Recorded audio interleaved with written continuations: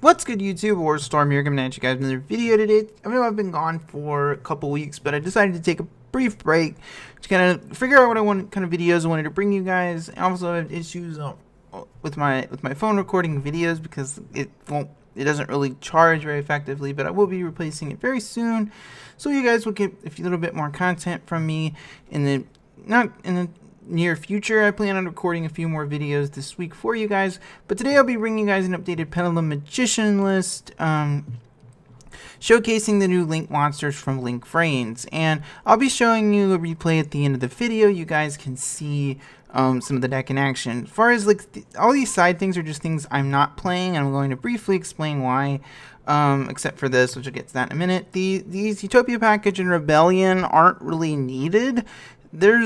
Yes, they can get in a lot of damage, but at the same time, you are going to have a lot of trouble getting it off against anything. I mean, they can be pretty decent against Tricksters, but in a lot of cases, that extra damage, is it really, worth, the extra deck space? Probably not, especially in this particular build with all the new... And I think these are going to...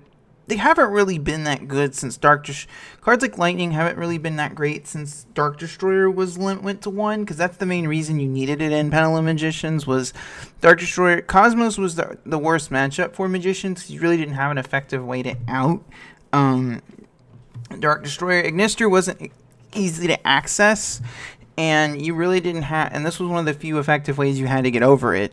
As far as Rebellion, it kind of fits in the same boat for me. Like, it can deal a lot of damage, but at the same time, it's a waste of extra deck space, in my opinion. Because you have Purple Poison, you have Ignister. These cards can get you over almost anything you really would need to get over reasonably. And I don't really think the format's too crazy with the big monsters. The biggest thing you're probably going to be staring down is a Spiral Sleeper, and you shouldn't have a... you shouldn't really have trouble getting over that if you've already baited out the effect. As far as Trapeze, it's something I'm considering for my actual deck list because my locals has a few Trickster players there, and it's a pretty good answer to that deck. The deck is a very slow burn, and cards like Ghost Ogre don't really do a lot against the deck because none of their effects activate, so Trapeze is pretty helpful against the deck because it turns off all those burn effects. Now, it's not the hardest card for them to get around because they can simply just use Honest to get over it, but it's really up to you and test and what your local scene is like. As far as Pot of Desires, it's a card I definitely have considered putting back in, but I feel like the deck is so consistent and you burn through so many cards that you really don't necessarily need Pot of Desires. It's something I need to test in the future to see if I really need the card. And I mean, we all know how good the card is at this point. Then Avian is another card I've been going back and forth on. I do think it's really good because it can negate Evenly Match, which is a card a lot of players can't really deal with right now, and it's been a solid card in testing. I've never really had issues bricking with the card since the new support came out, and the scale consistency is really good, so I would like it. The Armageddon Knight engine is something else I've considered. Both these cards are pretty good because they can still be summoned under Dimensional Barrier, and Armageddon Knight gives you a way to out back row with Shaddoll Dragon and extend plays with the Blackwing Zephyros, which is always really solid. It really depends on what you feel, and it's about a 5-card engine, usually 3 Armageddon Knights, 1 Shaddoll Dragon, 1 Zephyros, and worst comes to worst, you can send your Magicians to the grave with this effect, and they can then be recurred with Blackfang. And Evenly Matched is a card, if you are playing Pendulum Magicians, it is a card you definitely have to consider, especially going first, because at least as the current deck stands, and it's going to be a problem in the future, is that, you don't really have an effective way to deal with Struggling Battle. It's not like Spirals where you have, a Tri-Gate Wizard to negate it. There's just not a whole lot of things you can do if you get Struggling Battle going, especially now. But that being said, it's definitely a card that you can prepare for, and this list has a kind of couple combos I do use to deal with it. But anyways, we'll go ahead and get to the deck profiles. First off, we have 2 copies of Astrograph Sorcerer. A lot of people are debating this card's current place in the deck, but I still feel like 2's always been the optimal number, even with the Electrum combos being nutty with the card, I still feel like 2 is kind of the best number with him. You really don't want to draw multiples, and it needs other cards for function, so you definitely want to have 2 Astrograph Sorcerers in any Pendulum Magician list. Then 2 Oath Dragon Magicians. This is a card you could definitely bump down to 1 if you feel like 2 is too many, because the main reason I was running 2 is Pot of Desires, but I always have liked 2. 2's always been my favorite ratio with the card, and I feel like it's one of the better ones because you do still need it because it does recur magicians from the extra deck. One of my favorite combos is recurring Dissolver from the extra deck, with Electrum's after putting it there with Electrum's effect.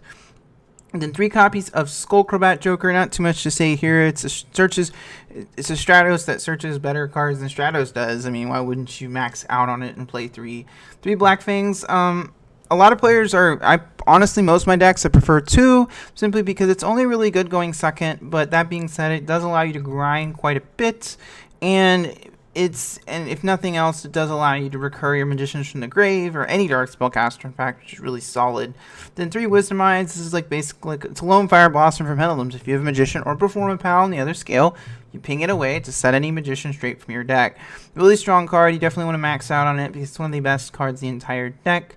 3 Double Iris searches your Pendulum Graphs. It's pretty easy now with the Link Vrains support. With Electrum, you can proc this quite often. You don't need Tornado Dragon nearly as often anymore, but you still need 3 until you go into games 2 and 3. If you are going second, that's typically when the card comes out, but it is an amazing card. It allows you to search your Pendulum Graphs, which typically get you to your win condition. Then 3 Purple Poisons. As I said earlier, this is one of the reasons I feel like you don't need Lightning or Dark Rebellion, because this can pump up your monster Astrograph for a lot of your other monsters above 3,000 attack, which will get you over just about anything big that you need to get over, and it works really well with the trap, and of course, because it pops a face-up card whenever it's destroyed as well. That's really good. Then 3 Harmonizing. We just came out of Zoo format not too long ago. We all know how strong 1-card combos were, and here's a 1-card combo, gets you to any level 8 synchro or rank 4 you want to get to, and I feel like there's no reason not to run 3. Its Pendulum effect actually comes up quite a bit often, more often than you think. Then 2 Sorcerers to pop your Double Iris turn 1, and it can also search your Dissolver. I feel like Sorcerer's still a 2 of, even with Electrum. I just feel like having the ability to proc your Double Iris is really strong, and it can always be a card that you can side out a single copy of between games. Then Dissolvers, this is an interesting tech choice I have in here.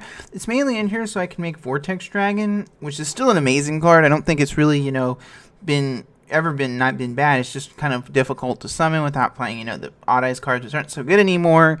But now that we have Skull D, you have a way to get Dissolver out of your hand and special summon it, so you can then fusion summon it, your Vortex Dragon. And its hand trap effect isn't overly useful, but the main way you're going to be getting this out is Skull D. Typically, if after my Pendulum summon, after I've gotten everything out, I'll go into Skull Deep, dig for more resources, and then use Skull Deep's effect to special summon Dissolver out of my hand. Then we have the 1 White Wing Magician. This is here for the Needle Fiber combos with Harmonizing. Typically, this is something you're going to bring out with your Harmonizing's effect, and you can either make a Needle Fiber or make a rank 4 with it. Pretty strong card for that play, but it's a bit of a garnet, let's be honest. You don't necessarily want it, and it's a shame its Pendulum effect is mandatory. Then for the hand traps, I have the 2 Ash and the Men Maxi. This is how I build most of my decks, because I only have the 2 actual ashes in my actual decks, so most of the time I only have 2 in the Maxi.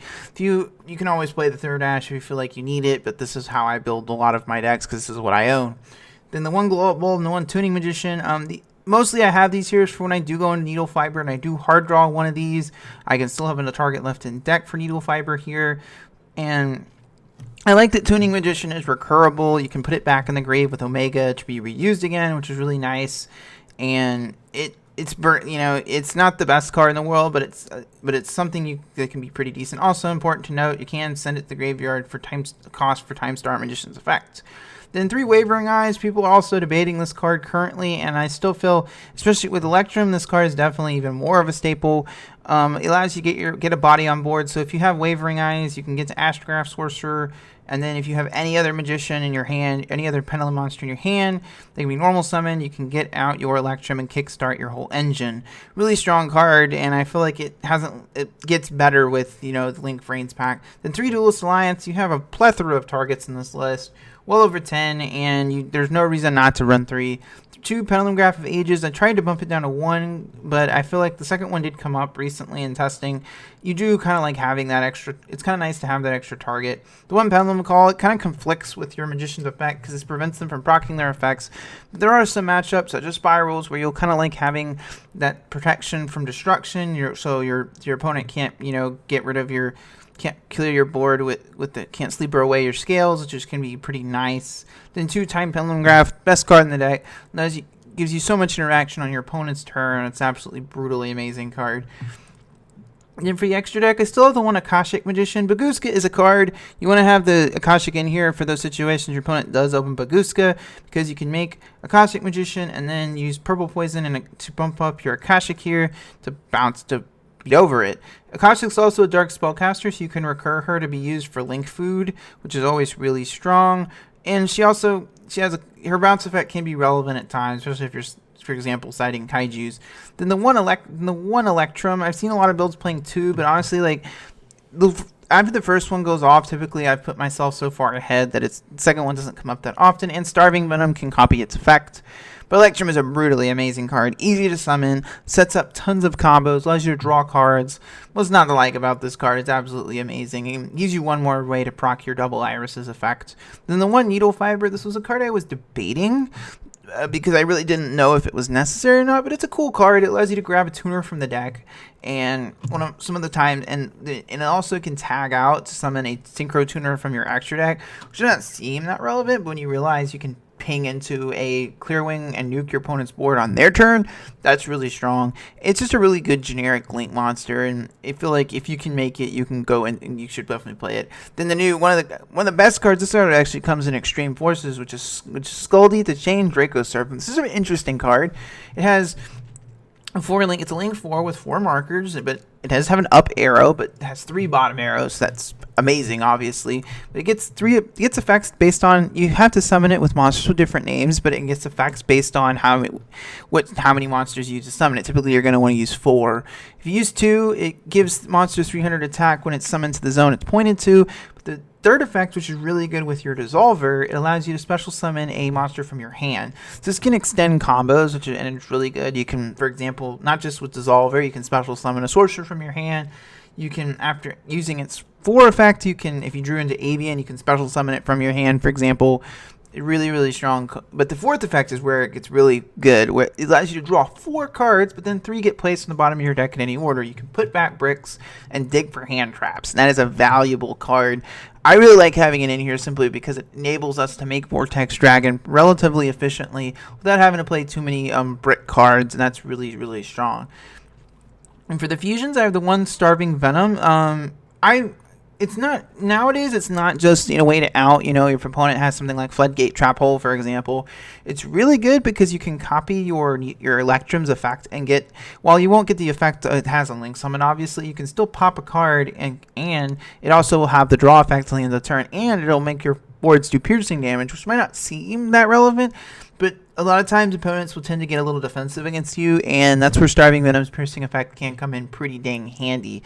Really works well with your Electrum here because you can use Electrum's effect the second time, which is really, really strong. Then the 1 Vortex Dragon. Vortex is obviously, I have it mainly here because it allows you to deal with, if your opponent opens something like a board wipe or an evenly matched turn 1, it's pretty dang good. And I still feel like it's a really strong card. Being able to negate anything by shuffling back extra Pendulum monsters in your extra deck, especially in Master Rule 4, is always going to be good.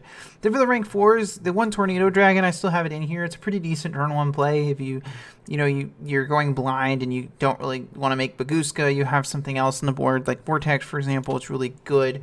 We all know how good Tornado Dragon is, and there's times where, while it doesn't come up quite as often in the current, it doesn't come up quite as often as it used to. Like, there's times where you won't have a great hand and you'll need to use it to pop off your double Iris turn 1. Then the 1 Time Star Magician, I've come to the conclusion that you definitely don't need 2 anymore. I think 1 is kind of the proper number. You don't go into it as often as you used to, but it is still a pretty strong card. You can be able to search any Dark Spellcaster from your deck. It's obviously good. The main thing, it allows you, it works really well with the trap, but you don't always want to make this turn 1. It's not always the best turn 1 play, but it's still a really good card. The one Abyss Dweller, this is here for a lot of, the rogue matchups, but it's mainly also here for spirals. It's pretty decent against spirals. It can be good against, ABCs, dinosaurs, light swarms, for example, which are running around. And it's just something like magicians have never really had a good time dealing with floaters. So I feel like Dweller's always been a staple in any magician build I've made. Then the one Baguska, we all know how good Baguska is. Typically, if I can't push past Electrum and I can only have a couple level 4s on board and an Astrograph, I'll go into this. If I can't push into a Skull Deep, for example, typically I'll just make a Baguska with an Electrum and set a Time Pendulum Graph and pass. And Baguska is still a really strong card. It's difficult for a lot of decks to out without they have to go into a Link monster, and it can be really difficult for a lot of decks to deal with.